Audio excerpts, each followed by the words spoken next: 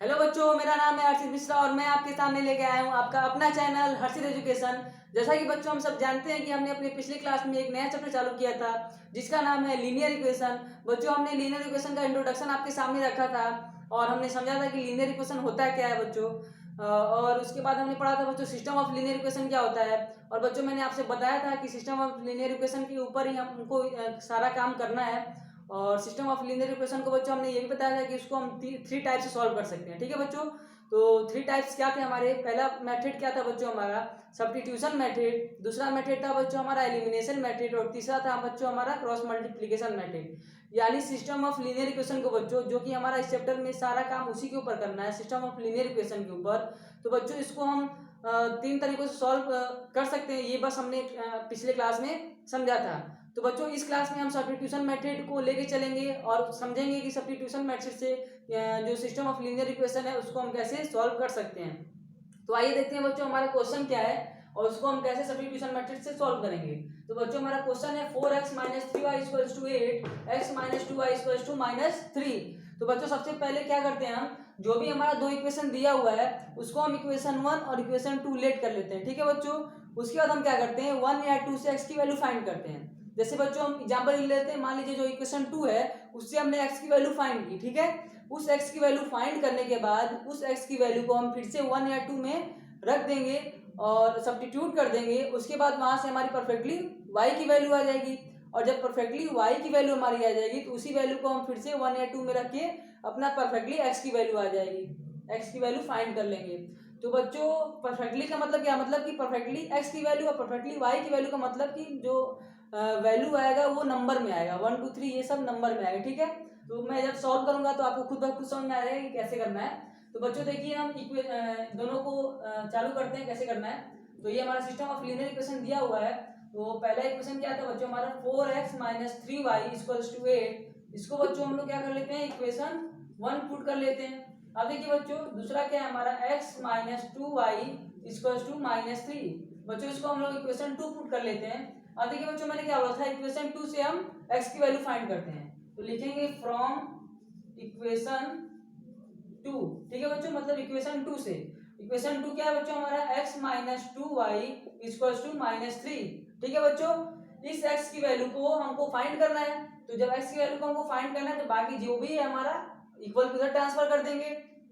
तो -2y को equal उधर ट्रांसफर कर देंगे बच्चों, तो क्या हो जाएगा +2y, यानी x = +2y और ये -3 अपनी जगह। तो बच्चों देखिए हमारा यहाँ से इक्वेशन 2 से x की वैल्यू आ गई। ठीक है बच्चों, अब इस इक्वेशन जो x की वैल्यू आई है बच्चों इक्वेशन 2 से, इस x की वैल्यू को हम कहाँ पुट कर देंगे इक्वेशन 1 में। अगर हम 2 से निकाल रहे हैं तो 1 में पुट करेंगे और 1 से निकाल रहे हैं तो 2 में पुट करेंगे। ठीक है बच्चों, तो हमने वैल्यू कहाँ से निकाली x से निकाली, 2 से निकाली x की वैल्यू। तो जो x की वैल्यू आई है उसको हम कहाँ पुट कर देंगे इक्वेशन 1 में। तो बच्चों इक्वेशन 1 है क्या हमारा, पहले हम लिख लेते हैं put this value of x in equation 1। ठीक है बच्चों, इस x की वैल्यू को इक्वेशन 1 में पुट करने पर तो x इक्वेशन 1 क्या है हमारा 4x - 3y = 8। अब देखिए बच्चों हमें x की वैल्यू पुट करनी है तो क्या लिखेंगे 4 × x क्या लिखेंगे 2y - 3। अब देखो बच्चों ये -3y अपनी जगह रहेगा =8। अब बच्चों क्या करेंगे इसको हम ओपन कर देंगे यानी इंटू कर देंगे। इंटू कैसे होता है आप लोग जानते हैं, पहले 4 का इंटू 2y में फिर इसी 4 का इंटू 3 में करेंगे। तो 4 का इंटू 2y में बच्चों करेंगे तो क्या आ जाएगा हमारा 8y, ये माइनस है बीच में तो माइनस लगाएंगे और 4 3 क्या हो जाएगा बच्चों 12। अब देखिए बच्चों ये -3y अपनी जगह रहेगा। अब बच्चों ध्यान दीजिए ये +8 है, इसको हम इक्वल इधर कर लेते हैं तो क्या हो जाएगा -8 इक्वल्स टू यहाँ कुछ नहीं बता तो क्या बचेगा 0। अब देखिए बच्चों ये 8y - 3y होगा, मतलब कि 8y में से 3y माइनस करेंगे। ठीक है बच्चों, तो क्या हो जाएगा हमारा 5y। अब देखिए बच्चों -12 और -8 क्या हो जाएगा, माइनस माइनस आपको पता है प्लस होता है और 12 8 को जोड़ेंगे तो क्या आ जाएगा 20 और साइन लार्ज वाले नंबर का लगता है यानी -20 और इक्वल्स टू बच्चों 0। ठीक है, अब क्या होगा बच्चों ये -20 जब उधर जाएगा तो क्या हो जाएगा +20 यानी 5y = 20। अब बच्चों क्या करना है हमें y की वैल्यू निकालनी है तो y को हमें अकेला छोड़ना पड़ेगा, 5 उधर भेजना पड़ेगा। तो 5 क्या है y के साथ इंटू में बच्चों इक्वल हो जाएगा तो क्या हो जाएगा डिवाइड में, तो y = बच्चों हो जाएगा 20/5। ठीक है, अब देखिए बच्चों 20/5 को जब डिवाइड करेंगे तो क्या आएगा, 5 4 जा 20, यानी y की वैल्यू क्या आ गई बच्चों 4। तो हम यहाँ साइड में लेते हैं, जगह नहीं है, तो y इक्वल टू आ गया बच्चों 4। अब इसी परफेक्टली y की वैल्यू को बच्चों हम इक्वेशन 1 या 2 में पुट कर देंगे। तो बच्चों देखिए इसको पुट करते हैं, put this value of y in equation 2। ठीक है बच्चों, 1 या 2 जिसमें पुट करना आप पुट कर सकते हो। तो बच्चों देखिए इक्वेशन 2 क्या है हमारा, x - 2y equals to -3। y की वैल्यू बच्चों हमको पुट करनी है, तो क्या करेंगे, x - 2 इंटू वाई की जगह क्या रखेंगे बच्चों 4 इक्वल्स टू -3। अब देखिए बच्चों x - 2 4 का क्या होता है बच्चों 8 इक्वल्स टू -3।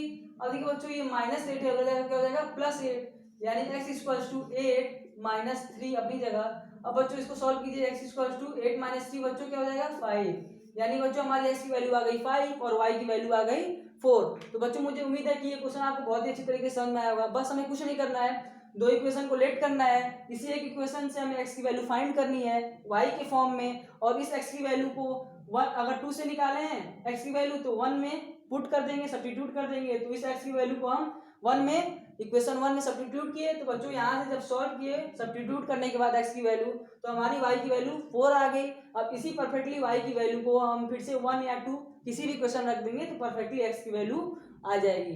तो बच्चों मुझे उम्मीद है कि ये क्वेश्चन आपको बहुत ही अच्छी तरीके से समझ में आया होगा। दूसरा क्वेश्चन लेते हैं बच्चों, वो कैसे सॉल्व होगा वो देखेंगे। बच्चों देखिए हमने क्वेश्चन लिख दिया है, दूसरा क्वेश्चन है ये हमारा। दूसरा क्वेश्चन क्या है बच्चों, x + y = 14, x - y = 4। ये हमारा क्या दिया बच्चों, सिस्टम ऑफ लीनियर इक्वेशन। इसको हमको किस मेथड से सॉल्व करना है, सब्स्टिट्यूशन मेथड से। सेम टू सेम बच्चों प्रोसेस हमारा पहले वाले क्वेश्चन का है, तो आप आसानी से इसको सॉल्व कर सकते हैं। तो सबसे पहला स्टेप बच्चों हमारा है क्या, हम इक्वेशन 1 और 2 लेट करते हैं। तो पहला इक्वेशन क्या है बच्चों हमारा, x + y = 14। इसको बच्चों हम इक्वेशन 1 लेट कर लेते हैं। और दूसरा क्या है बच्चों हमारा, x - y = 4। इसको बच्चों हम इक्वेशन 2 लेट कर लेते हैं। ठीक है, अब बच्चों क्या करेंगे, इक्वेशन 2 से x की वैल्यू फाइंड करते हैं। तो इक्वेशन 2 से कर रहे हैं, इसलिए फ्रॉम इक्वेशन 2। ठीक है बच्चों, इक्वेशन 2 से, इक्वेशन 2 क्या है बच्चों हमारा, x - y = 4। x की वैल्यू बच्चों फाइंड करनी है, तो -y इसको उधर ट्रांसफर कर देंगे, यानी x = y + 4। ये -y हो गया तो +y और +4 अपनी जगह। ठीक है बच्चों, यानी x की वैल्यू हमारी क्या आ गई, y + 4। अब इस x की वैल्यू को कहाँ रखेंगे बच्चों, हमने इक्वेशन 2 से x की वैल्यू फाइंड की, तो कहाँ रखेंगे x की वैल्यू को 1 में। यानी अब देखिए बच्चों, put this value of x in equation 1, यानी इस x की वैल्यू को हम इक्वेशन 1 में सब्स्टिट्यूट करते हैं या पुट करते हैं। ठीक है बच्चों, ठीक है बच्चों। तो ये पहला इक्वेशन क्या है हमारा, x + y = 14। इस पहले इक्वेशन में जो हमारा है, इसमें x की वैल्यू को पुट करनी है, तो इसकी जगह हम क्या रखेंगे बच्चों, y + 4, यानी x की वैल्यू रख देंगे। तो x की जगह y + 4 और +y इसको अपनी जगह रखते हैं बच्चों, = 14। अब देखिए बच्चों, ये y + y कितना देगा, 2y, 1y और 1y को जोड़ेंगे कितना y आएगा, 2 ही y आएगा बच्चों। क्या हो जाएगा, 2y + 4 = 14। अब देखिए बच्चों, +4 को उधर ट्रांसफर कर देंगे, क्या हो जाएगा -4, यानी 2y = 14 - 4। अब बच्चों आप लोग जानते हैं कि 2y 14 - 4 क्या हो जाएगा बच्चों, 10। अब ये 2 क्या है बच्चों, y के साथ इनटू में है, उधर ट्रांसफर कर देंगे, क्या हो जाएगा डिवाइड में, यानी y = 10/2। ठीक है बच्चों, अब आप लोग जानते हैं बच्चों, दोनों का डिवाइड करेंगे तो क्या आएगा 5, यानी 2 5 जा 10। तो बच्चों y की वैल्यू हमारी क्या मिल गई, यहाँ से साइड में लेते हैं, जगह नहीं है। y की वैल्यू बच्चों आ गई हमारी 5। देखिए यहाँ डिवाइड किया तो क्या आएगा 5, यानी y की वैल्यू बच्चों हमारी परफेक्टली क्या मिल गई 5। अब देखिए बच्चों, इस y की वैल्यू को हम कहाँ पुट कर देंगे, 1 या 2 में। ठीक है बच्चों, तो देखिए put this value of y in equation 1। ठीक है बच्चों, इस y की वैल्यू को हम कहाँ पुट कर देंगे, 1 या 2 में, हम 1 में पुट कर रहे हैं। ठीक है बच्चों, तो 1 क्या है बच्चों हमारा, x + y = 14। और देखिए बच्चों, y की वैल्यू हमें क्या मिली थी 5, यानी x + y की जगह क्या लिख देंगे 5 = 14। अब बच्चों +5 है, इक्वल क्या हो जाएगा -5, यानी x = 14 - 5। और आप लोग जानते हैं 14 - 5 क्या होता है बच्चों 9, यानी यहाँ से x की वैल्यू आ गई हमारी 9। तो बच्चों इसका ही प्रोसेस आपको पता ही होगा। क्या किया हमने, सबसे पहले इक्वेशन 1 और 2 लेट किया, उसके बाद इक्वेशन 2 से हमने x की वैल्यू फाइंड की। तो जब इक्वेशन 2 से x की वैल्यू फाइंड करेंगे तो जो x की वैल्यू आएगी उसको कहाँ रखेंगे, इक्वेशन 1 में। तो जब हमने इस x की वैल्यू को इक्वेशन 1 में रखा, यानी इसमें जब y+4 रखा, तो जब इसको सॉल्व किया बच्चों तो हमारा y की वैल्यू क्या आ गई, 5 आ गई, जो कि यहाँ लिखा हुआ है। अब इस y की वैल्यू को बच्चों हम कहाँ पुट कर देंगे, इक्वेशन 1 में। Put this value of y in equation 1। Equation 1 बच्चों क्या है हमारा, x + y = 14। y की जगह बच्चों हमने 5 रख दिया, फिर इसको उधर ट्रांसफर करके सॉल्व किया तो क्या आ गया, x की वैल्यू 9 आ गई।